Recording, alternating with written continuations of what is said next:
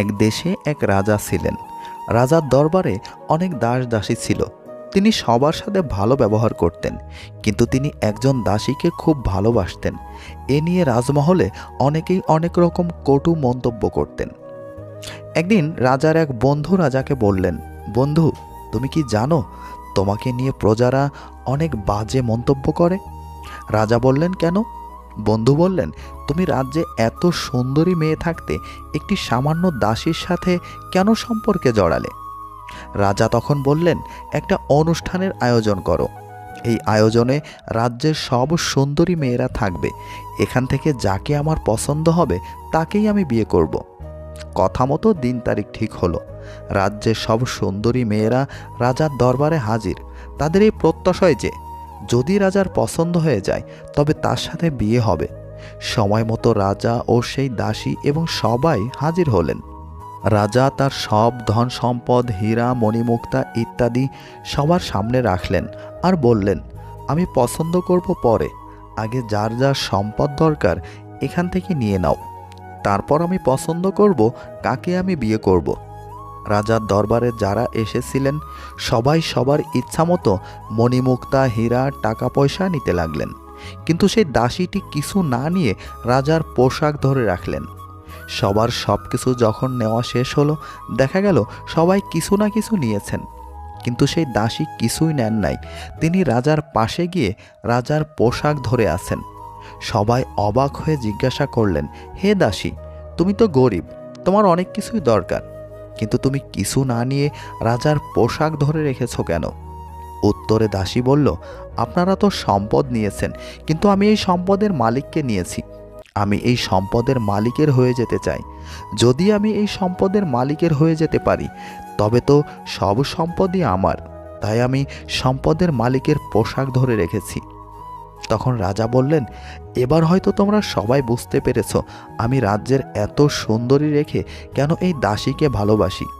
সবাই বললেন, হ্যাঁ, বুঝতে পেরেছি।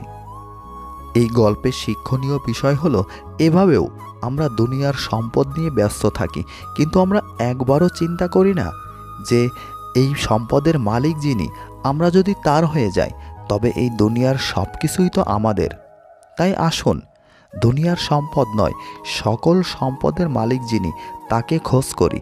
যদি আমরা তাকেই খুঁজে পাই, যদি আমরা তার ভালোবাসা পেয়ে যাই, তবে সেটাই তো হবে আমাদের উভয় জীবনের শ্রেষ্ঠ পাওয়া। সবাই বলে মেয়েরা হলো এক বাড়ির অতিথি আর এক বাড়ির পরের সম্পত্তি, কিন্তু আমার মনে হয় মেয়েরা হলো এক বাড়ির রাজকুমারী আর এক বাড়ির লক্ষ্মী। লোকের মানসিকতা হয়ে গেছে অনেকটা এরকম, কাউকে কাঁদতে দেখলেও ওকে কাঁদতে দাও, আমাদের তাতে কি। আবার কারো খুশি দেখলে খোঁজ নিয়ে জানো তো ওর এত খুশির কারণ কি। যদি আপনি রাগী ও অহংকারী হন তাহলে আপনার আর শত্রুর প্রয়োজন নেই। এই দুটি গুণই যথেষ্ট আপনাকে বরবাদ করার জন্য।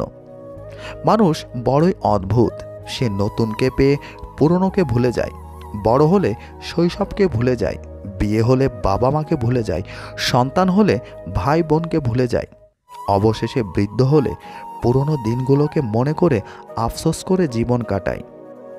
চোখ খুলে যে ভালোবাসে সে হলো বন্ধু, চোখ বন্ধ না হওয়া পর্যন্ত যে ভালোবাসে সে হলো মা। ভালোবাসা প্রকাশ না করেও যে সবার কেয়ার করে, সবাইকে ভালোবাসে, সে হলো বাবা।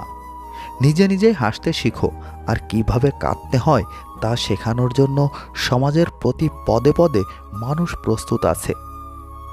সুখী হওয়ার জন্য কি লাগে? চলার পথে সততা, বিশ্বাস করার মতো মানুষ আর একটু ভালোবাসা। অবহেলা করলে লোহায়ও মরিচা ধরে, আর আমি তো মানুষ ছিলাম মাত্র। মানুষ আসলে কখনোই কথা বলার বন্ধু খোঁজে না। মানুষের চিরকালের অভাব একজন নীরবতার সঙ্গী যে শুধু শুনবে।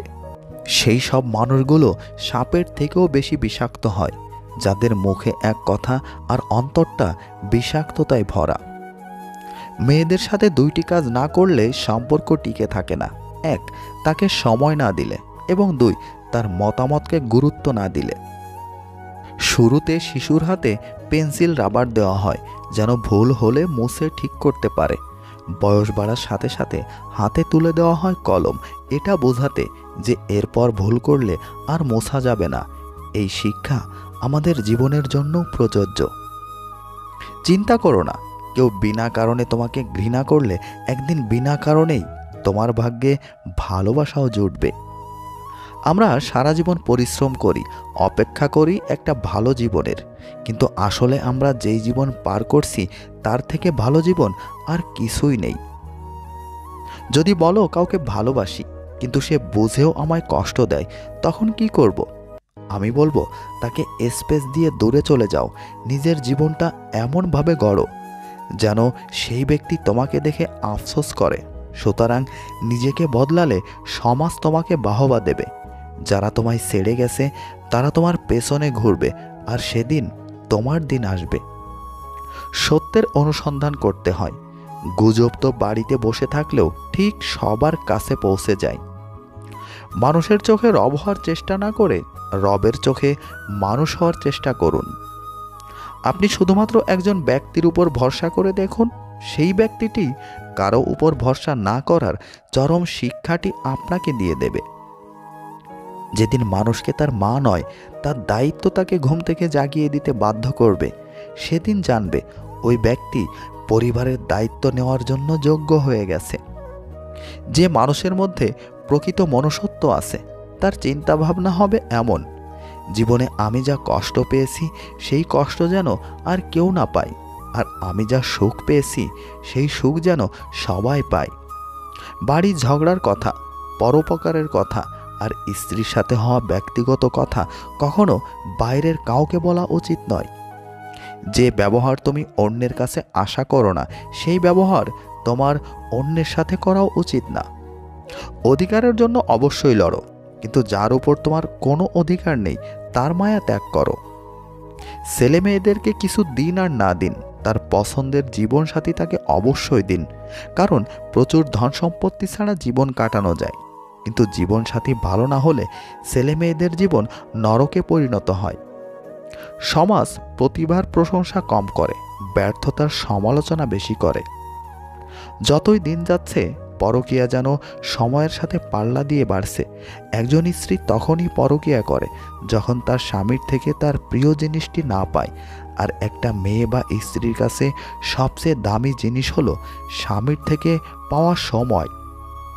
আর যখন এই সময়ের অভাবে সেই স্ত্রী পরকীয়া করে, থাকতে পারে আরও অনেক কারণ, তখন সে যে কোনো পুরুষের সাথে করে না, কারণ প্রতিটি মেয়েই ছেলেদের ভিতর এমন কিছু গুণ খোঁজে যা মেয়েদের আকৃষ্ট করে।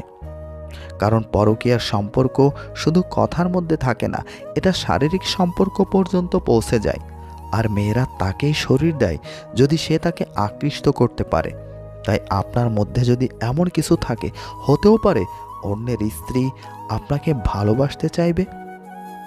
একটা মেয়ের শরীরকে একটা ছেলের ততক্ষণ ভালো লাগে যতক্ষণ সে তার যৌবন তাকে দেয় না। যখনই মেয়েটা তার শরীর সস্তা বানিয়ে ফেলে, তখন ছেলেটার আর মেয়েটার শরীর ভালো লাগে না। তাই মেয়েদের বলছি, সাবধান। কিছু মানুষকে দেখি জীবনে হাজারো প্রবলেম, ব্যথা, বেদনা, অপূর্ণতায় দিন পার করছে, তবুও কি স্নিগ্ধ সুন্দর প্রাণবন্ত হাসি। ভালো আছেন জিজ্ঞেস করলে কত সুন্দর করে অকপটে বলে দেয় ভালো আছি, অথচ কেবল সেই মানুষটাই জানে সে সত্যিই ভালো নেই, ভালো থাকার অভিনয় করে চলেছে প্রতিনিয়ত। ভিডিওর একটি কথাও যদি আপনার কাছে ভালো লেগে থাকে তাহলে প্লিজ এই ভিডিওতে এখনই লাইক দিন। আর এই ধরনের ভিডিও নিয়মিত এই চ্যানেলে পেতে চাইলে চ্যানেলটি এখনই সাবস্ক্রাইব করে আমাদের সাথেই থাকুন। ভালো থাকুন, ভালো রাখুন। আল্লাহ হাফেজ।